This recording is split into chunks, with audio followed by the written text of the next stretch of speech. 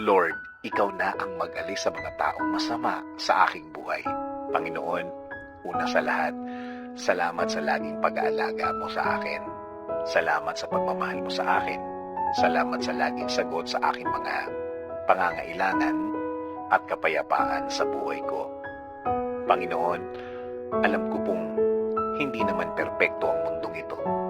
Hindi lahat ay kaya kong i-please. Hindi lahat ay oo sa aking mga sinasabi. At Panginoon, alam ko din na hindi ako perpektong tao. Minsan may mga nasasaktan ako along the way sa mga words ko, sa mga ginagawa ko, or every time I voice out my opinion. Alam ko somehow, Lord, may mga nasasaktan ako nang hindi ko sinasadya.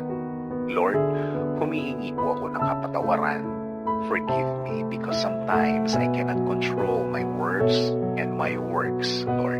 Kahit na mga taong hindi dapat saktan ay nasasaktan ko sa aking mga salita.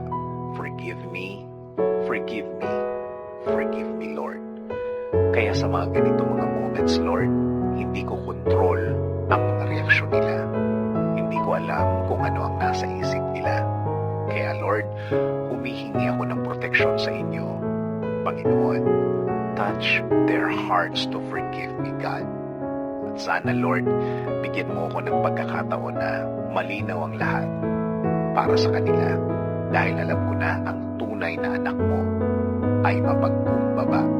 Also, Lord, humihingi rin ako ng proteksyon sa mga taong nagbabalak ng masama sa akin at sa aking pamilya. Give us your protection against these people, Lord. Alam ko pong ang mga taong ito ay handang manakit kahit anumang oras. Huwag niyo po silang hayaang magtagumpay na makapanakit sa amin, Panginoon. Sa umpisa pa lang ng plano nila, iparealize niyo po sa kanila, Lord, na hindi maganda sa iba ang manakit.